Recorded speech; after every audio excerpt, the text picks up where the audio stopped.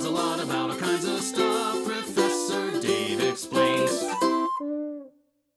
As we discussed in the previous tutorial, sole proprietorships and partnerships tend to lack the resources required to carry out huge, expensive production. This is where the concept of the corporation comes in. A corporation is a complex business organization classified as a legal entity, which is frequently owned by individual stockholders, each of whom has limited liability for its debts. If a corporation were to issue 100 shares of stock and you bought one share, you would own 1/100th of the corporation. A sole proprietorship has no legal identity outside of the owner. A corporation, however, has a completely separate identity from the identities of its owner or owners. So when a sole proprietorship or partnership becomes incorporated, it becomes its own legal business structure which the owners can use to conduct business. A corporation can then decide to issue stock, essentially selling a certain percentage of their profits.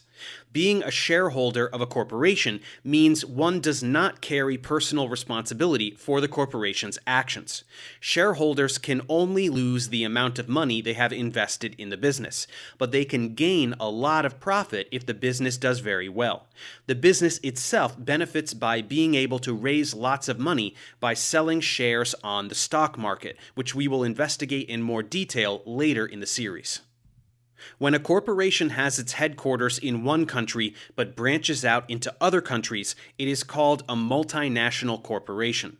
Multinational corporations often yield tremendous power over both politics and culture in the countries where they do business. Now, just because a business is successful, it doesn't mean its workers are happy. Workers who feel they are paid too little, work too many hours, or work in unsafe conditions can seek leverage against the businesses they work for by organizing to form labor unions. An individual worker may not have the power to change how a business acts, but by joining forces, they can actually get their business to make reforms. Unions first formed in response to changes in working conditions brought on by the Industrial Revolution of the late 1700s and early 1800s. Union members quickly found an effective strategy to get their employer to address their demands. That was the strike, which is simply workers all simultaneously deciding not to work. If enough workers go on strike, it can drastically reduce a business's production. For this reason, strikes can be very effective. Another effective tool for unions is collective bargaining, in which a union and the management of a business meet to negotiate a fair contract. Unions can also provide legal support to workers. Despite all of this, union membership has declined dramatically around the world in recent decades for several reasons. First, governments have passed right-to-work laws. Right-to-work laws ban mandatory union membership. Making union membership mandatory makes them more effective at bargaining, but proponents of right-to-work laws argue that workers shouldn't be forced to join a union if they don't want to.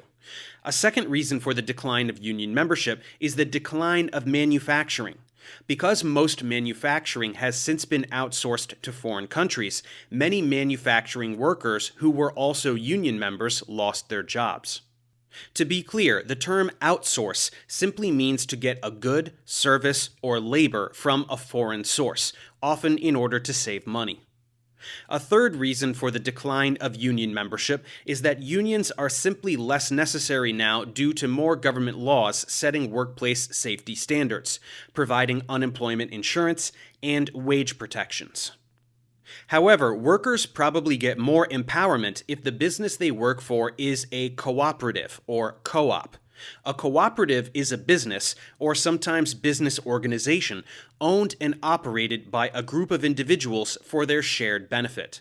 The members, which can include both workers and non-workers, make decisions, and their purpose is mainly to help each other as opposed to just making a profit.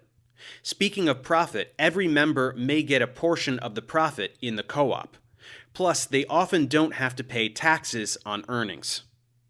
We should also make it clear that not all businesses exist purely for profit. There are also non-profit organizations. Nonprofit organizations have no owner and are often run by a board of directors. Governments exempt them from paying income taxes and often give them additional tax breaks. Nonprofits can't issue stock, and any money made must be invested in the organization.